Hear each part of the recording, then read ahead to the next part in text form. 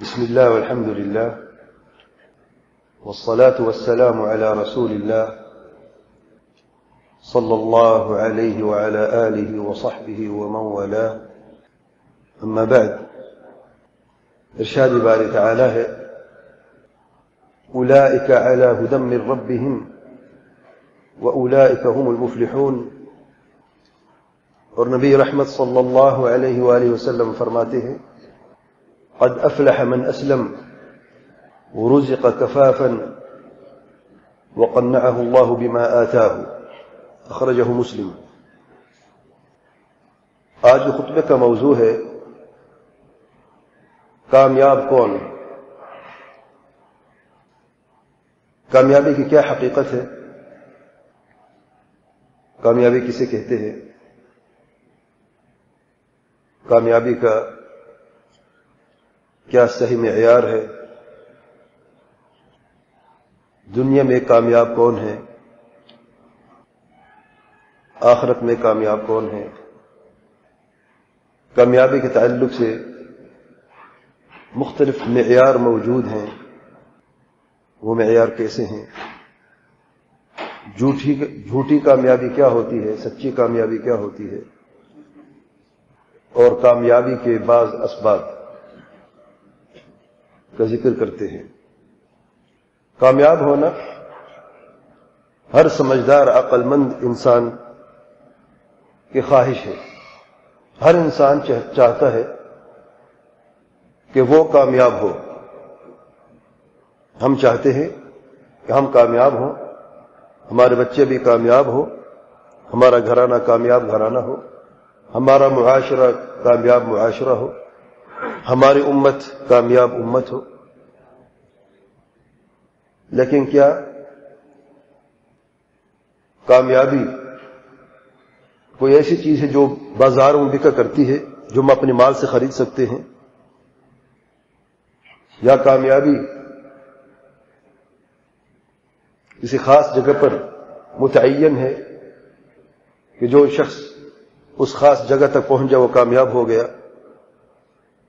یا کامیابی کسی ایک خاص چیز سے جڑی ہوئی ہے، جس نے حاصل کر لی وہ کامیاب ہو گیا؟ کامیابی کے تعلق سے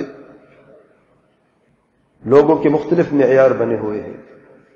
بعض لوگوں کے نزدیک کامیاب وہ ہے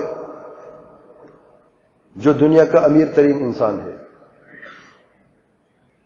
مالدار انسان کامیاب انسان ہے.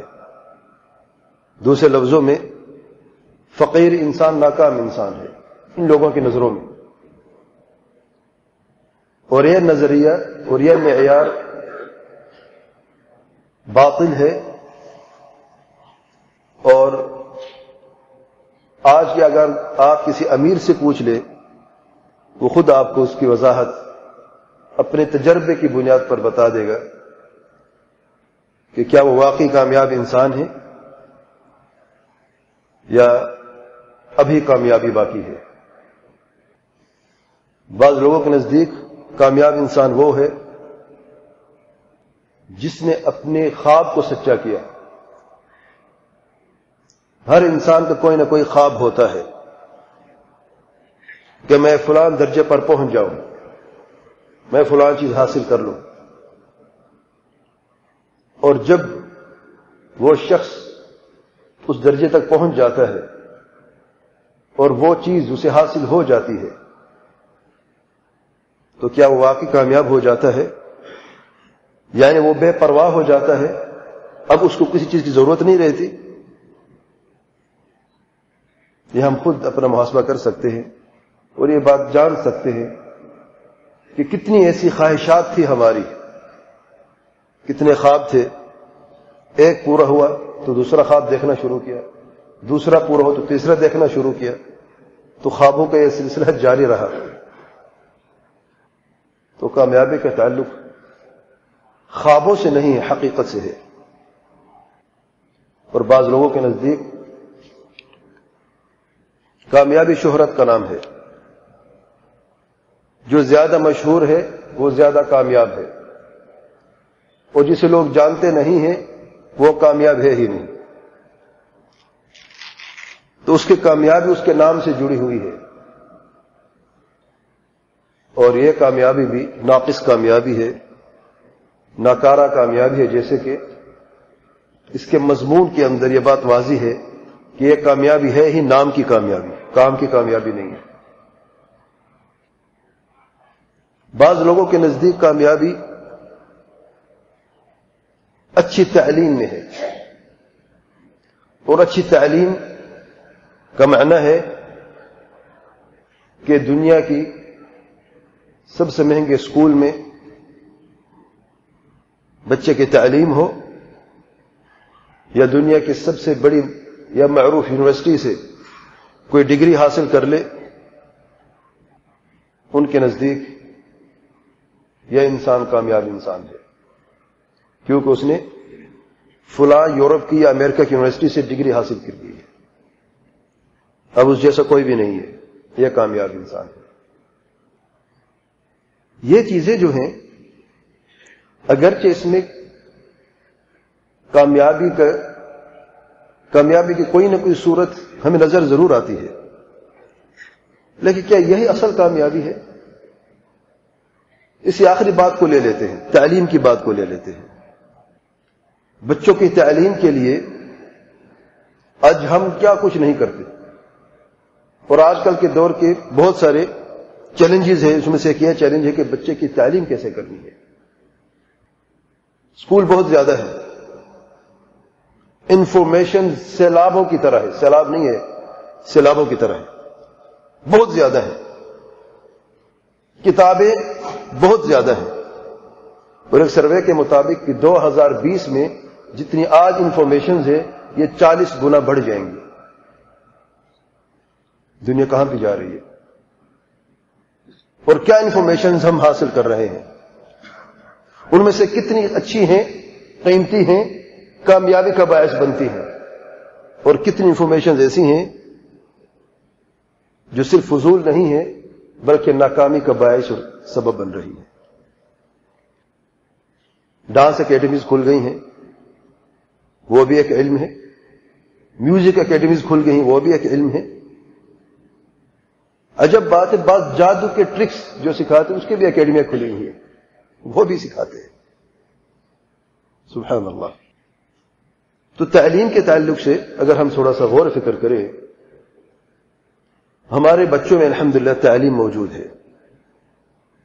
ایک چیلنج کا سامنا کیا اور اسے پار کیا ہم نے کہ تعلیم دے دی، بچوں کو تعلیم مل گئی ہے۔ اگلا چیلنج ہے جاب کا، وہ بھی کراس ہو گیا، الحمدللہ جاب بھی مل گئی ہے۔ تیسرا چیلنج اس سے بڑا ہے کہ اپنی کرسی پر یہ بچہ جب بیٹھے گا تو کیسے بیٹھے گا،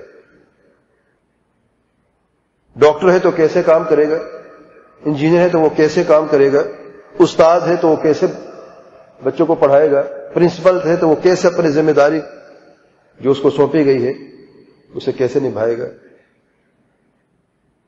ہمارا معاشرہ سب کے سامنے ہے،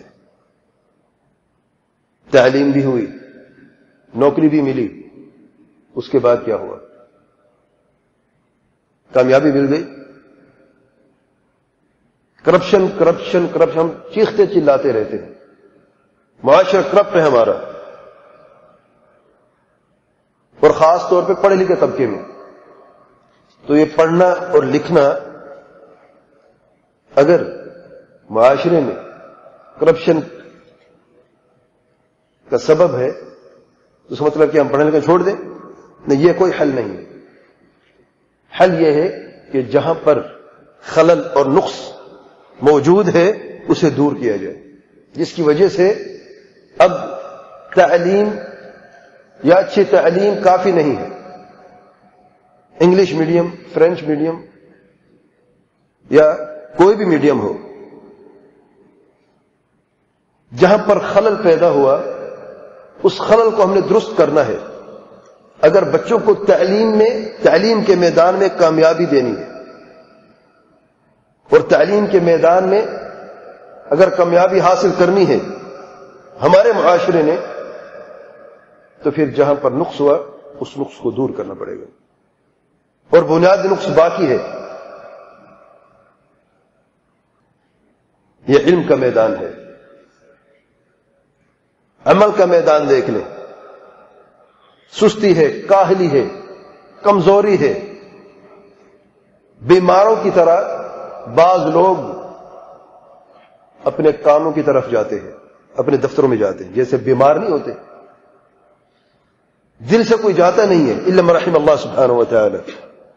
8 گھنٹے ڈیوٹی ہے، آدھا گھنٹہ لیٹ جانا ہے اور آدھا گھنٹہ پہلے نکلنا ہے، اور بیٹھے بیٹھے سینہ تنگ ہے، بار بار گھڑی کو دیکھا جا رہا ہے کب جان چھوٹتی ہے۔ ابھی چند دن پہلے، چند مہینے پہلے تو بار بار یہ دعا مانگی جا رہی تھی کہ اللہ تعالیٰ کوئی جاب مل جائے، کوئی کام مل جائے، کوئی روزی کا ذریعہ مل جائے۔ اب چند مہینوں میں کیا ہو گیا؟ کام میں دل نہیں لگ رہا، بار بار گھڑی کو دیکھا جاتا ہے یا پوچھا جاتا ہے ٹائم کیا ہوا، جلدی میں جان چھڑانی ہے۔ اور ان کے ضد میں جو اچھا کام کرتے ہیں وہ بھی موجود ہے ہمارے معاشرے میں الحمدللہ، پرفیکشن کے ساتھ کام کرتے ہیں، محنتی ہیں، لیکن اخلاق ان کے اچھے نہیں ہیں، سخت الفاظوں سے بات کرتے ہیں، سختی سے پیش آتے ہیں، بڑوں کا احترام نہیں کرتے، چھوٹے سے رحمت اور شفقت نہیں کرتے۔ تو علم کے میدان میں بھی کامیاب، عمل کے میدان میں بھی کامیاب، لیکن اخلاق کے میدان میں ناکام۔ یہ کامیابی ہے، یہ بھی ناقص کامیابی ہے۔ یہ لمبی لسٹ کب تک چلے گی؟ ایک میدان میں کامیابی، دوسرے میں ناکامی، کبھی کامیابی ہوتی نہیں، یہ ناقص کامیابی ہے۔ تو اصل کامیابی کیا ہے؟ آئیے دیکھتے ہیں اصل کامیابی کیا ہے، اس کا معیار کیا ہے۔ اور اصل کامیابی اور اس کا معیار اللہ تعالیٰ اور اللہ تعالیٰ کے پیارے پیغمبر صلی اللہ علیہ وسلم سے بڑھ کر کوئی جان نہیں سکتا۔ جو ہمارا خالق ہے، مالک ہے، تدبیر کرنے والا ہے، مشکل کشا ہے، حاجت روا ہے، ہماری زندگی موت کا مالک ہے، ہمارے نفع نقصان کا مالک ہے، وہی جانتا ہے کہ اصل کامیابی ہوتی کیا ہے۔ اور واللہ ہم سے یہ کامیابی چھپائی نہیں گئی، کھول کھول کر بیان کر دی گئی ہے قرآن مجید میں اور صحیح احادیث میں۔ اور پھر میں ایک آپ کو عملی مثال بتاؤں گا اس خطبے کے آخر میں انشاءاللہ کہ کون ہے اصل کامیاب اس دنیا میں، کون تھے اور آج کوئی ہے یا نہیں ہے۔ آئیے دیکھتے ہیں کہ کامیاب کون ہے۔ اللہ تعالیٰ فرماتے ہیں سورۃ البقرہ کی پہلی آیات میں، جب ہم نے سورہ فاتحہ میں اللہ تعالیٰ سے دعا مانگی اہدنا الصراط المستقیم، تو کیا یہ دعا قبول ہوئی یا نہ ہوئی؟ اللہ تعالیٰ فوراً اس کے بعد والی سورۃ البقرہ کی پہلی آیات میں اللہ تعالیٰ فرماتے ہیں بسم اللہ الرحمن الرحیم الف لام میم ذلك الكتاب لا ريب فيه هدى للمتقين۔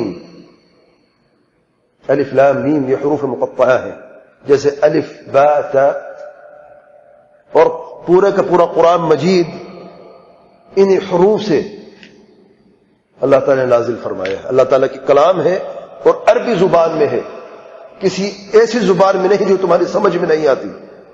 اگر تم عربی سمجھتے ہو تو یہ قرآن بھی عربی زبان میں نازل ہوا ہے۔ اگر تمہیں الف لام میم کی سمجھ ہے، یہ عربی کے حروف ہیں، تو انہیں حروف کی بنیاد پر یہ قرآن مجید اللہ تعالیٰ نے نازل فرمایا۔ یہ تمہاری سمجھ سے باہر باتیں نہیں ہو رہی، ایسی باتیں ہو رہی ہیں جو تم آسانی سے سمجھ سکتے ہو، جیسے کہ اپنی زندگی میں عام گفتگو ایک دوسرے سے کرتے ہو اور تمہیں سمجھ آتی ہے، اللہ تعالیٰ کا فرمان بھی تمہیں سمجھ آتا ہے۔ یہ ہدایت ہے۔ ذالک وہ الکتاب، یہ کتاب جو ہے قرآن مجید جو ہے یہ ہدایت کا راستہ ہے۔ لا ریب فیہ، کوئی شک و شبہ نہیں ہے اس کی صداقت پہ، اس کی سچائی پہ، اس کی حکمت پہ، اس کے احکام پہ کوئی بھی شک نہیں کر سکتا۔ کیوں؟ کیونکہ اللہ تعالیٰ کی طرف سے نازل کردہ ہے۔ مخلوق کی کلام نہیں ہے، جس میں جھوٹ بھی ہو سکتا ہے، فریب بھی ہو سکتا ہے، دھوکہ بھی ہو سکتا ہے، غیر واضح الفاظ بھی ہو سکتے ہیں، نہیں۔ اور جب اس میں کوئی شک و شبہ نہیں ہے تو یہی ہدایت کا مکمل ساز و سامان ہے۔ کس کے لیے؟ متقین کے لیے۔ یہ کون ہے متقین؟ کون ہے؟ الذین یؤمنون بالغیب، سب سے پہلے غیبیات پر ایمان لانے والے ہیں۔ ومما رزقناہم ينفقون، الف لام میم ذالک الکتاب لا ریب فیہ، غور کریں، ذالک اسم اشارہ دور کے لیے ہے۔ ارے قرآن تو ہمارے سینوں میں، ہمارے ہاتھوں میں ہے، تو ذالک کیوں ہے؟ جب تک سمجھا نہیں جائے گا، عمل نہیں کیا جائے گا، تو قرآن مجھے دور ہی رہے گا۔ ذالک، ہذا نہیں فرمایا، ذالک اسم اشارہ دور کے لیے ہے۔ تو کیا واقعی آج قرآن ہم سے دور ہے یا ہم قرآن سے دور ہیں؟ قرآن تو ہمارے سینوں میں ہے، ہمارے قریب ہے، لیکن شاید ہم قرآن سے دور ہیں۔ ھدی للمتقین الذین یؤمنون بالغیب وَيُقِيمُونَ الصَّلَاةَ وَمِمَّا رَزَقْنَاهُمْ يُنْفِقُونَ، سب سے پہلے الذین یؤمنون بالغیب، ایمان لے آتے ہیں غیبیات پہ، اللہ تعالیٰ پر ایمان، فرشتوں پر ایمان، کتابوں پر ایمان، رسولوں پر ایمان، آخرت پر ایمان اور تقدیر پر ایمان۔ اسے کہتے ہیں ارکان ایمان، اور یہ 6 ہیں۔ یہ ایمان کی بنیادیں ہیں۔ جب تک ان پر ایمان مضبوط نہیں ہوگا تو کوئی بھی شخص مومن ہو ہی نہیں سکتا، اس کا ایمان صحیح نہیں ہے، وہ دائرہ اسلام میں داخل ہو ہی نہیں سکتا۔ اور جب ایمان کی سمجھ آ جائے اور عقیدہ درست ہو جائے تو پھر نماز کی بات، وَيُقِيمُونَ الصَّلَاةَ وَمِمَّا رَزَقْنَاهُمْ يُنْفِقُونَ، اور جو ہم نے ان کو رزق عطا فرمایا اس میں سے وہ اللہ کے راستے میں خرچ بھی کرتے ہیں۔ وَالَّذِينَ يُؤْمِنُونَ بِمَا أُنزِلَ إِلَيْكَ وَمَا أُنزِلَ مِن قَبْلِكَ وَبِالْآخِرَةِ هُمْ يُوقِنُونَ۔ پھر ایمان بالغیب کو مزید تفصیل سے ذرا بیان فرمایا ہے کہ نماز اور صدقات اور خیرات اس وقت تک کام نہیں آتی جب تک کہ ایمان درست نہ ہو، ٹھیک نہ ہو، اور مسلمان یہ اچھی طرح جان نہ لے کہ ایمان ہم سے کیا تقاضا کرتا ہے، ایمان کے ارکان کیا ہے، ہم نے کس چیز پر ایمان لانا ہے۔ اولئک علی ھدی من ربہم واولئک ھم المفلحون، یہ وہ لوگ ہیں جو اپنے رب کی طرف سے ہدایت یافتہ ہے، ان کو ہدایت اللہ تعالیٰ نے دی ہے، ان کے رب نے ان کو دی ہے، اور وہی لوگ ہیں جو کامیاب ہیں۔ اولئک ھم المفلحون۔ مومن کون ہے؟ جس کا عقیدہ درست ہے، جس کا ایمان درست ہے، جو کلمہ توحید کو بہترین طریقے سے جانتا ہے، اس کے معنی کو جانتا ہے، صحیح معنی کو جانتا ہے، اس کی حقیقت کو جانتا ہے، ارکان کو جانتا ہے، شروط کو جانتا ہے، لوازمات کو جانتا ہے، وہ مومن ہے، وہ کامیاب ہے۔ جو نماز کو پڑھتے نہیں ہیں، نماز کی اقامت کرتے ہیں، یقیمون الصلاۃ، یصلون نہیں فرمایا، اور دونوں میں زمین آسمان کا فرق ہے۔ صرف نماز نہیں پڑھنی ہوتی بلکہ صحیح طریقے سے نماز پڑھنی ہوتی ہے، اور صحیح طریقوں کو کہتے ہیں اقامت الصلاۃ۔ آپ کو قرآن مجید میں کہیں نہیں نظر آئے گا یصلون، ينفقون ہے لیکن یصلون نہیں ملے گا آپ کو، لیکن وَيُقِيمُونَ الصَّلَاةَ وَأَقِيمُوا الصَّلَاةَ۔ دوسرا رکن ارکان اسلام میں سے کلمہ شہادت کے بعد نماز ہے۔ نماز کیسے پڑھنی ہے؟ جیسے ہماری عقل کہتی ہے، جیسے ہمارے بزرگ کہتے ہیں، جیسے ہمارے امام کہتے ہیں، یا جیسے اللہ تعالیٰ کے پیارے پیغمبر صلی اللہ علیہ وسلم نے ہمیں نماز سکھائی ہے، اس کا حکم دیا ہے، صلو کما رأیتمونی اصلی، اسی طرح نماز پڑھو جس طرح مجھے نماز پڑھتے ہوئے دیکھتے ہو۔ آپ صلی اللہ علیہ وسلم کی نماز کیا تھی؟ نماز نبوی کیا ہے ہم جانتے ہیں، اگر نہیں جانتے تو پھر کامیاب نہیں ہے، ناقص کامیابی ہے، اگر جان لیتے ہیں تو پھر کامیابی کے یہ میدان بھی آپ نے مار لیا ہے۔ نماز عبادت ہے، زکوٰۃ عبادت ہے، صدقات و خیرات عبادات ہے، روزہ عبادت ہے، حج عبادت ہے، جہاد بھی عبادت ہے، اور دعا بھی عبادت ہے، پکار بھی عبادت ہے، توکل بھی عبادت ہے، خوف، ڈر، امید، یہ سارے کے سارے عبادات ہیں، اور سب کا حق صرف اور صرف اللہ تعالیٰ کے لیے ہے۔ اسے کہتے ہیں توحید الوہیت، توحید عبادت، یہی کلمہ توحید کا حقیقی مفہوم ہے کہ اللہ تعالیٰ کے سوا کوئی معبود برحق نہیں۔ قرآن مجید میں بہت سے اور بھی آیات ہیں جس میں کامیابی کا ذکر ہے، میں صرف ان آیات میں اکتفا کرتا ہوں تاکہ ہمیں پتہ چلے کہ قرآن مجید کو جب ہم شروع سے پڑھیں تو سورہ بقرہ کی ابتدائی آیات میں ہمیں نظر آ جائے کہ کامیاب کون ہے۔ جواب اتنا آسان لیکن ہمارے لیے اتنا مشکل کیوں ہے؟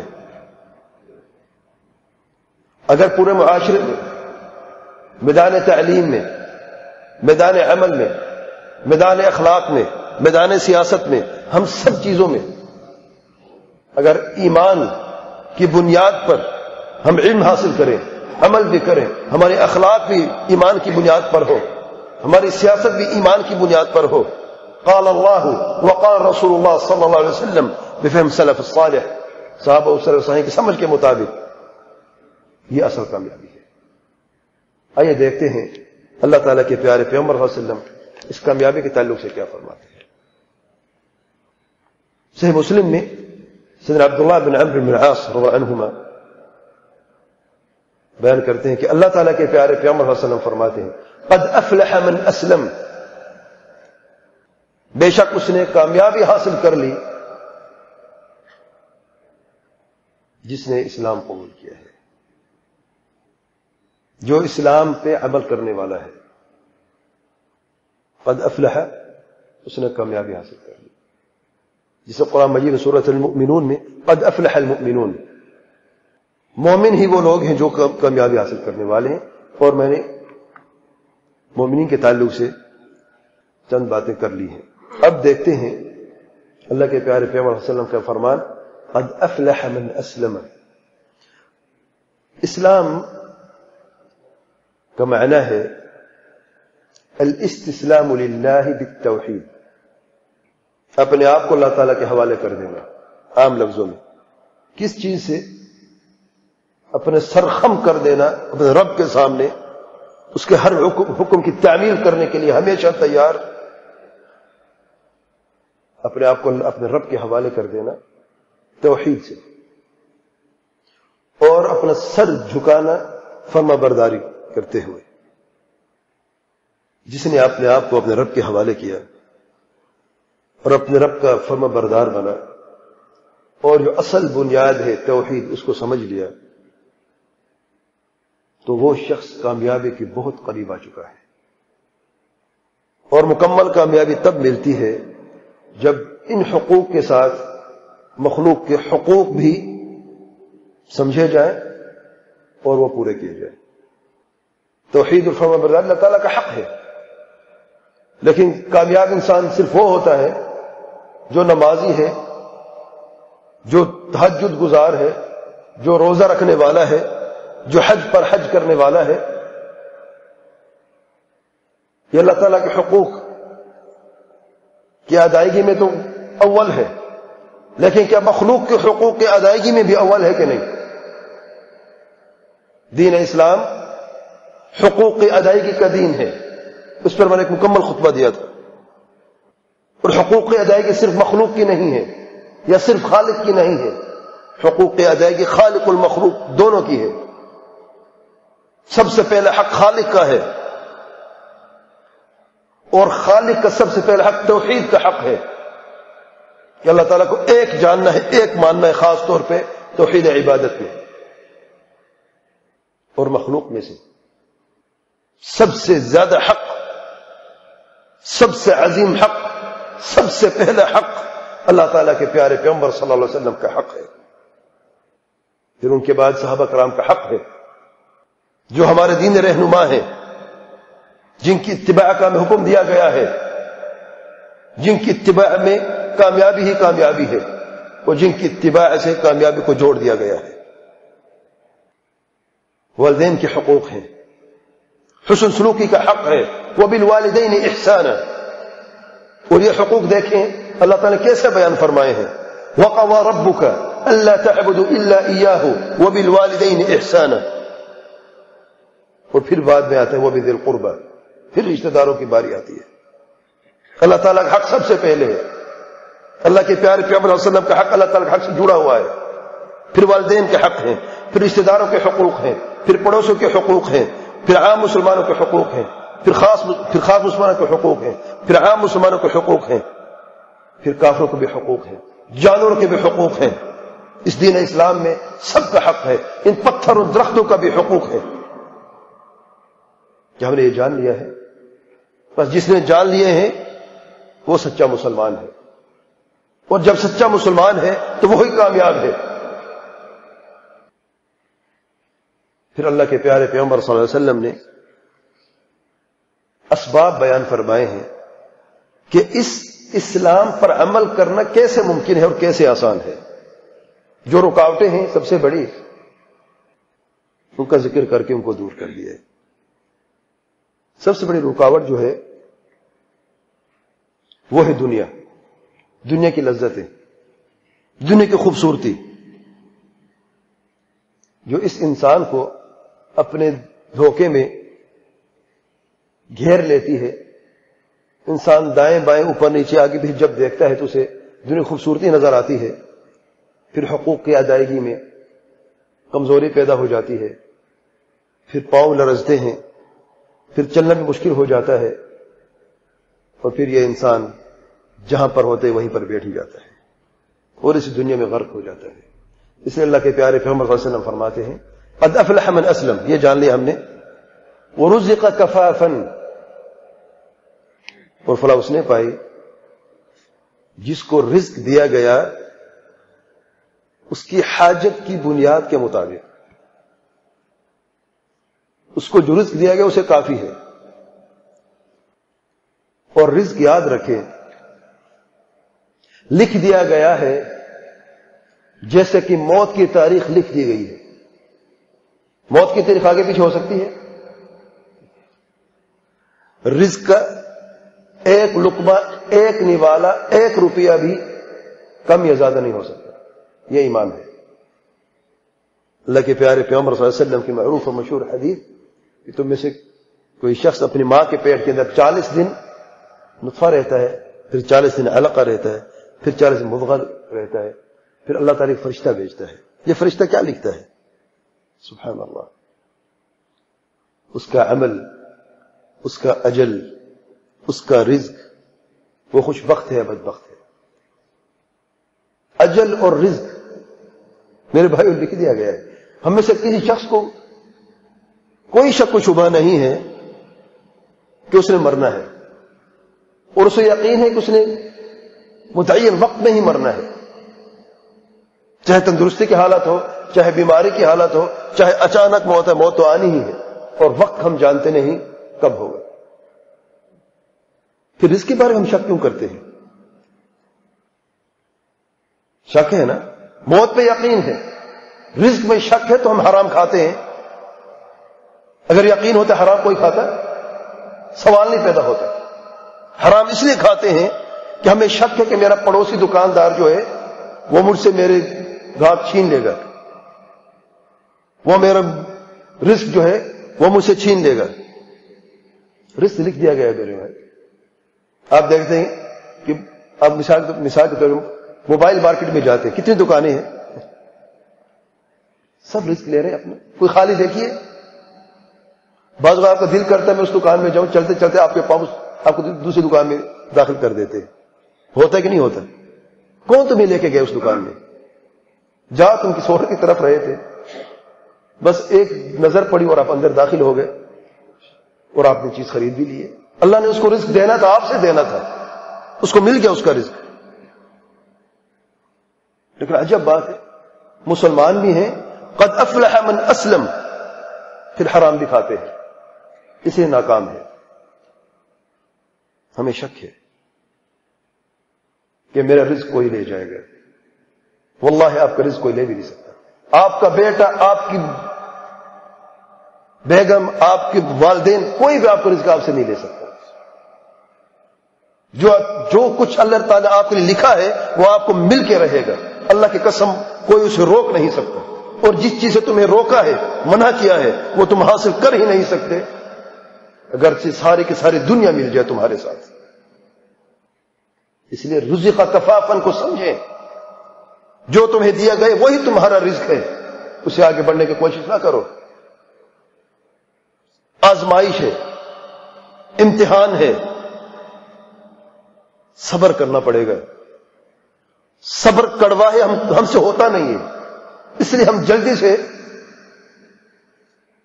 رزق لے ہی لیتے ہیں اور حرام راستے کو اختیار کر کے وہی رزق جو ہمیں حلال سے ملنے والا تھا ہم حرام سے لے لیتے ہیں۔ عجب بات ہے کہ نہیں؟ یہ نہ سمجھیں کہ چور جب چوری کرتا ہے تو یہ چوری اس کے رزق سے زیادہ ہے، نہیں واللہ ہے، یہ اسے ملنے والا تھا، حلال سے ہی ملنے والا تھا، اس نے حرام کا راستہ اختیار کیا ہے، ملا وہی جو اللہ تعالیٰ نے لکھا ہے، لیکن اس نے حرام راستے سے کمایا ہے۔ اللہ تعالیٰ نے اس کے لیے راستہ آسان کر دیا ہے، توفیق اللہ تعالیٰ نے دی ہے۔ وَنُيَسِّرُهُ لِلْعُسْرَةِ وَسَنُيَسِّرُهُ لِلْعُسْرَةِ، ہم اس کے لیے مشکل تنگ راستہ آسان کر دیں گے جب وہ یہی چاہتا ہے۔ ایک آیت میں آیا ہے رزق کو اللہ تعالیٰ نے بولنے کے ساتھ جوڑ دیا ہے۔ اب بولنے کا اور رزق کا کوئی تعلق ہے؟ دیکھیں ذرا غور کریں، ذرا تدبر کریں۔ کوئی شخص کس کی زبان سے بات کر سکتا ہے؟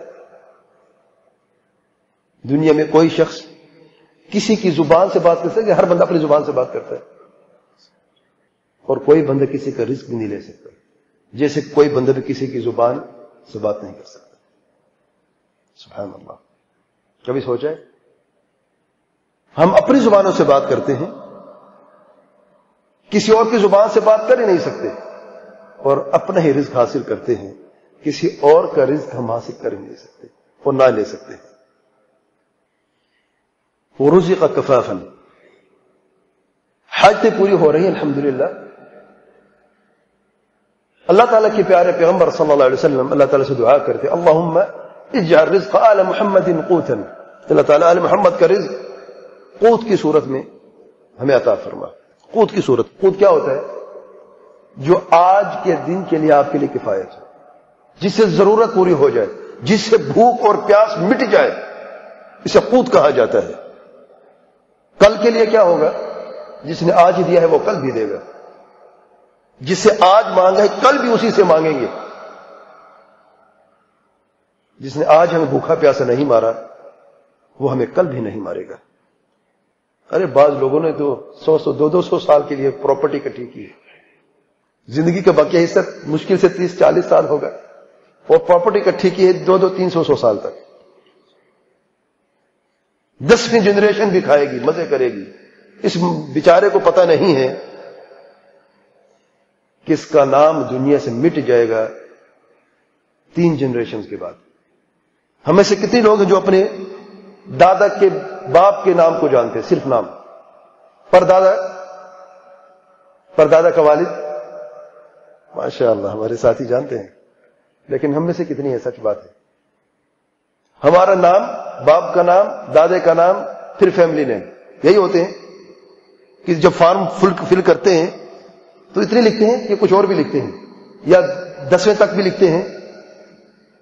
کبھی غلطی نہ کرنا، ایک ہمیں آتے نہیں ہیں 4 سے زیادہ، اگر آئے تو 10ویں تک نہ لکھنا، آپ کے فارم ریجیکٹ ہو جائیں گے۔ الغرض کتنی بے وقوفی ہے کہ ہم 10ویں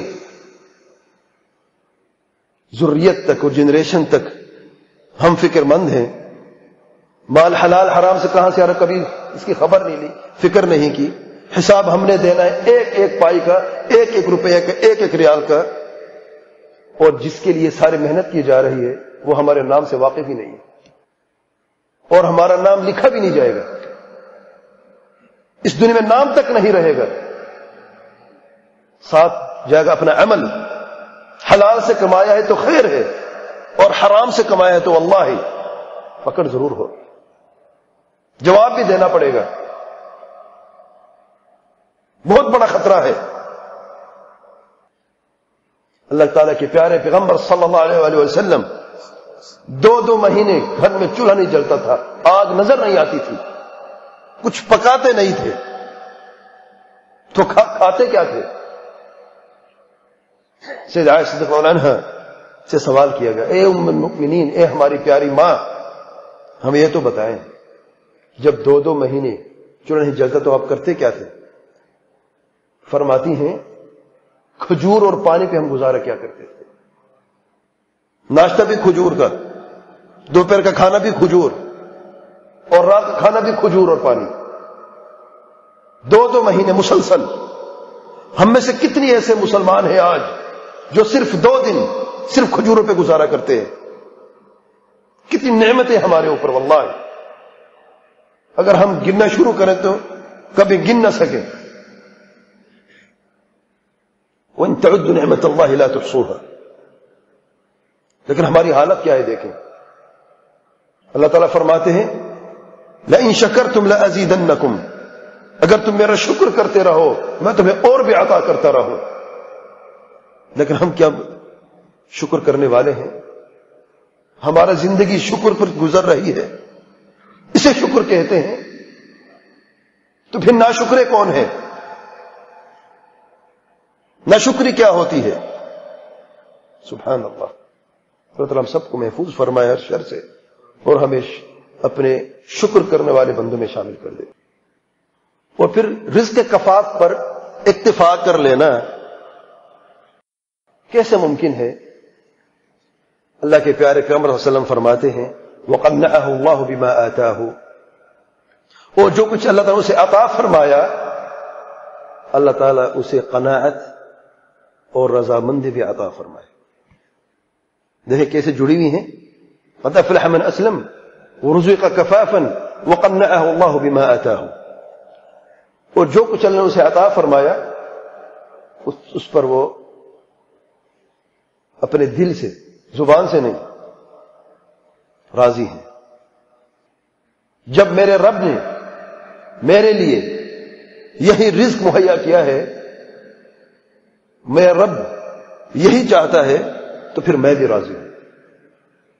اسے کہتے ہیں القناعہ، قناعت پسندی۔ جو کچھ ہے اس پر اللہ کا شکر ادا کریں، اور شکر عمل سے کیا جاتا ہے، اور عمل علم کی بنیاد پہ ہوتا ہے، اور علم کی بنیاد ہے صحیح عقیدہ اور صحیح منہج۔ کیا ہم نے کبھی سوچا ہے جو اللہ تعالی ہمارے لیے چاہتا ہے وہ اچھا ہے، یا جو ہم اپنے لیے چاہتے ہیں وہ اچھا ہے؟ ذرا سچ اپنے دل پہ ہاتھ رکھ کے بتائیں ہمارا حال کیا ہے۔ سلف صالحین میں سے ایک عالم فرماتے ہیں جب میں اللہ تعالیٰ سے دعا کرتا ہوں اور وہ دعا پوری ہو جاتی ہے تو مجھے ایک خوشی ملتی ہے، اور جب وہ دعا قبول نہیں ہوتی تو پھر مجھے دگنی خوشی ملتی ہے۔ پہلے میرا اختیار تھا، دوسرے میں رب کا اختیار ہے۔ کیا ہماری حالت بھی ایسی ہے؟ جو ہم چاہتے ہیں کیا اسی میں خیر ہے؟ کیا ہم علم غیب جانتے ہیں؟ سبحان اللہ، جو علم غیب جانتا ہے وہی بہتری جانتے ہیں ہمارے لیے۔ اگر آج کوئی دعا قبول نہیں ہو رہی دنیا میں تو پریشان نہ ہو، واللہ اسی میں آپ کے لیے خیر و عافیت ہے، کیونکہ ہمارا رب ہم سے اپنی ماؤں سے بھی زیادہ رحم کرنے والے ہیں۔ کبھی دیکھا ہے کسی ماں کو اپنے بچے پر ظلم کرتے ہوئے یا اپنے بچے کو خیر سے دور کرتے ہوئے؟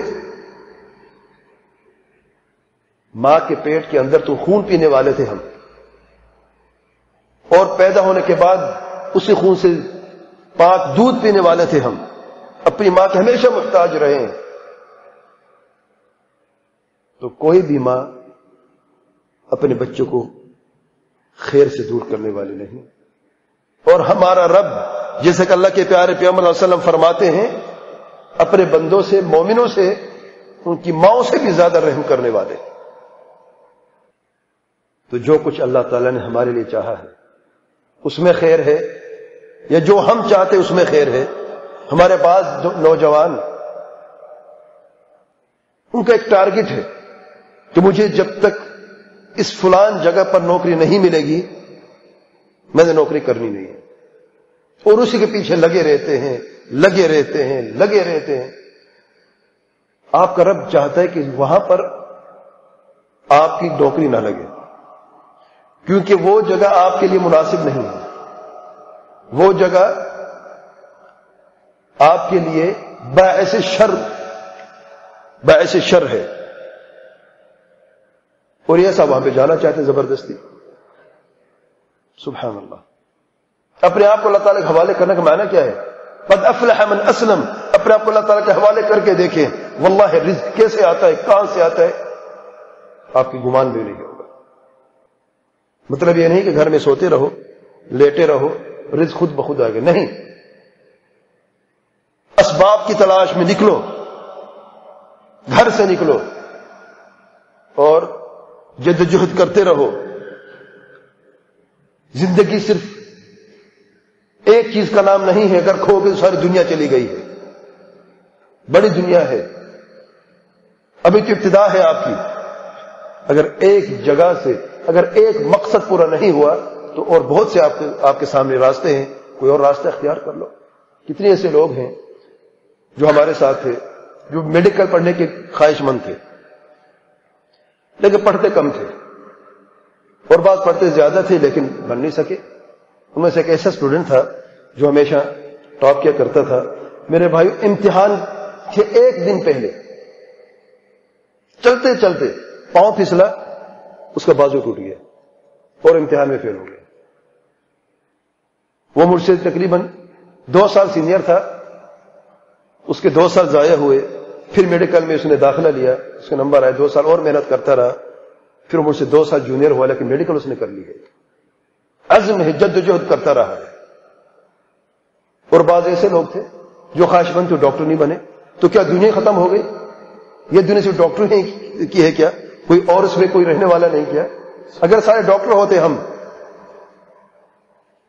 سوچ ساری دنیا ڈاکٹر ہے، یہ پھر یہ کپڑے پہن کے آتے ہیں، درختوں کے پتے لگاتے، کیا کرتے؟ کوئی درزی ہوتے نہیں تو کپڑے کہاں سے لیتے ہیں؟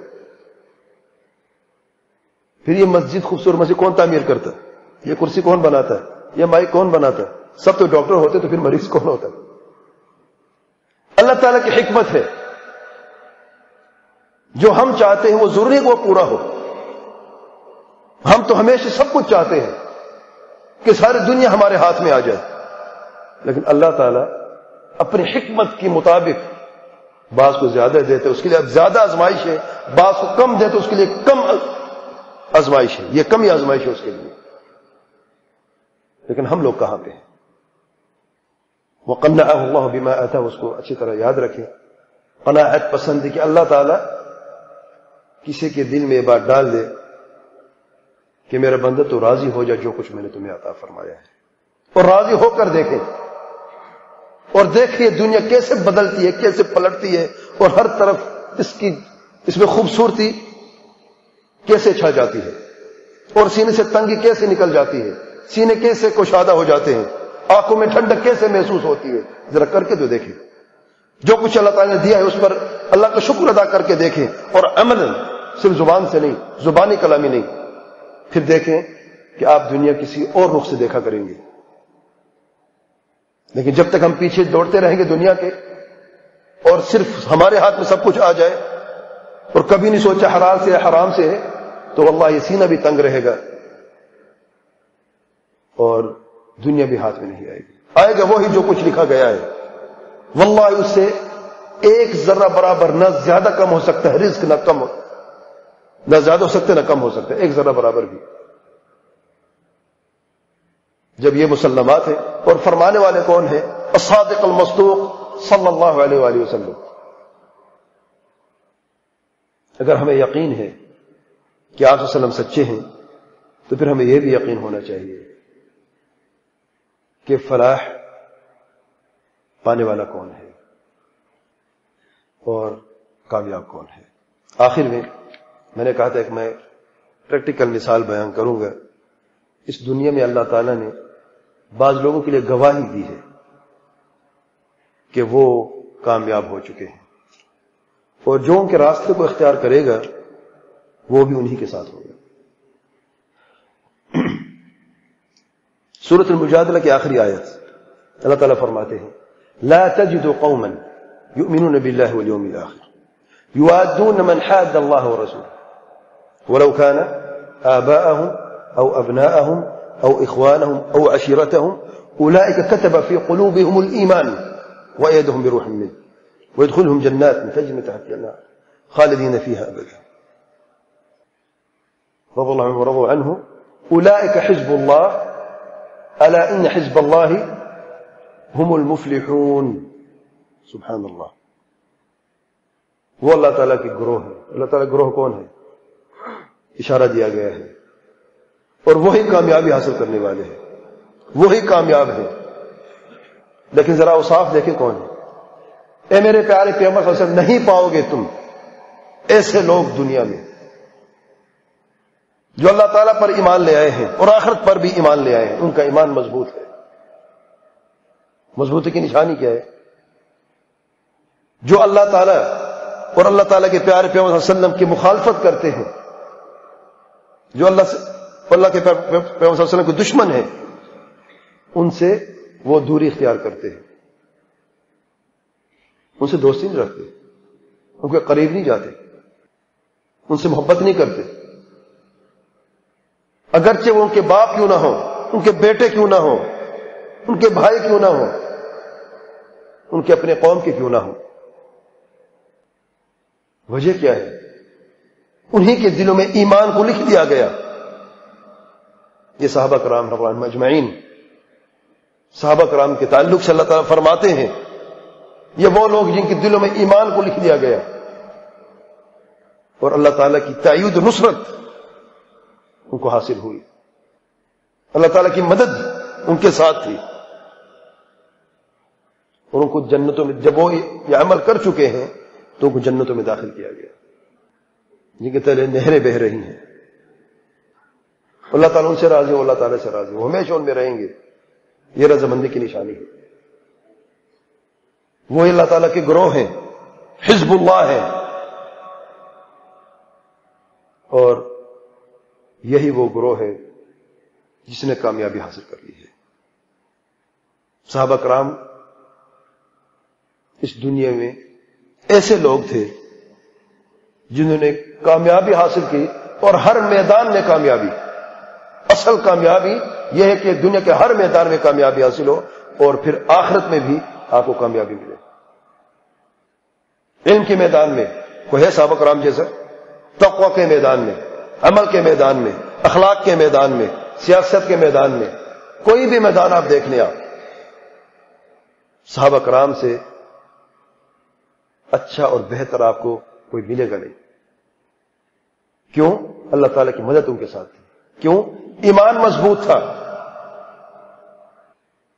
اور الفاظ دیکھیں کتنے خوبصورت ہیں، یہ اللہ تعالیٰ کے گروہ میں سے ہے، یہ اللہ تعالیٰ کا گروہ ہے، اور وہی کامیابی حاصل کرنے والا ہے۔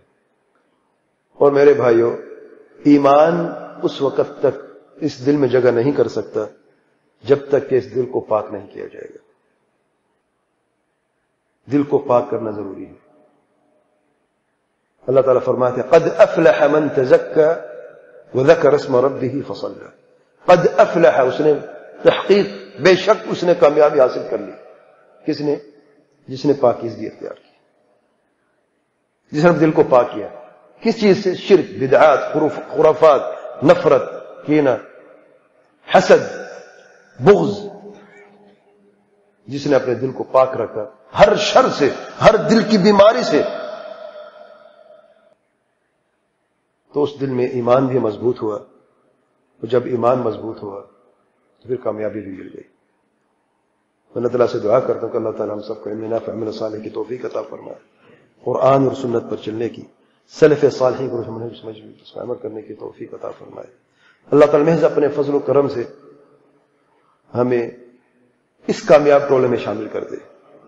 ہم اس لائق نہیں ہیں، نہ تو ہمارا علم اتنا ہے، نہ ہمارا عمل اتنا ہے، نہ ہمارے اخلاق ایسے ہیں، لیکن محض اللہ تعالیٰ کا اگر فضل و کرم ہو تو اللہ تعالیٰ محض اپنے احسان سے، انعام سے، اپنے فضل و کرم سے ہمیں اس گروہ میں شامل کر دے جس سے وہ راضی رہا اور جو کامیاب گروہ ہے۔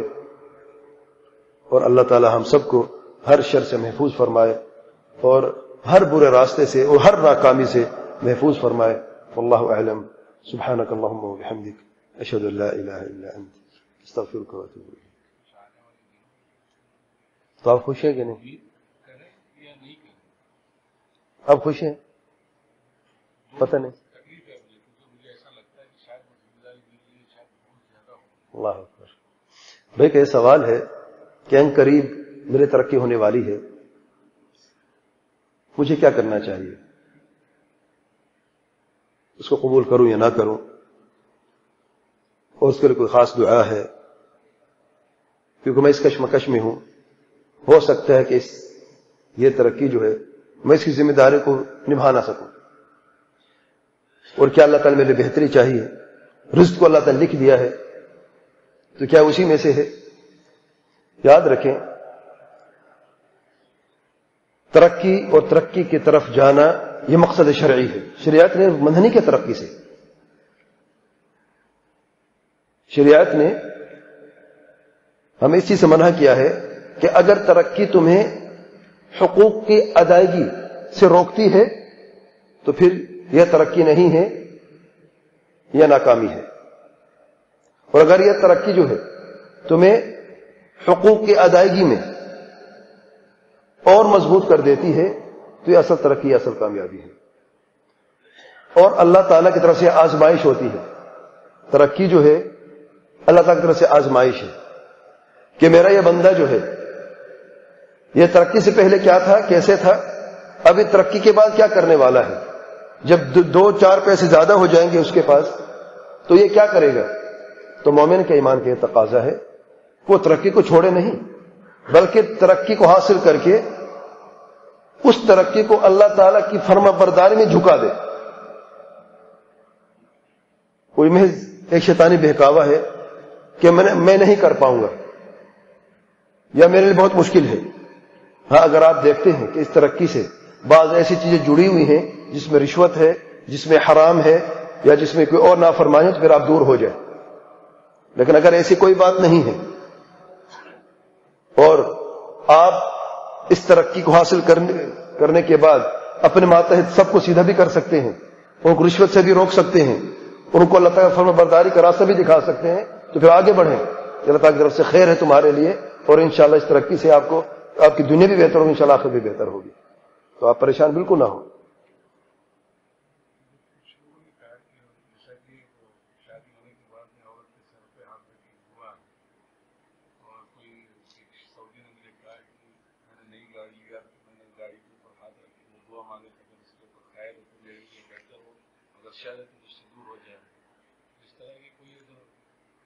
جو ذکر مسنون ہے، جب بھی آپ ہمیشہ ترقی کے خواہش مند ہوتے ہیں یا ترقی ملتی ہے، یہ آیت کریمہ آپ ہمیشہ پڑھا کہ ربنا آتنا فی الدنیا حسنہ وفی الآخرۃ حسنہ وقنا عذاب النار۔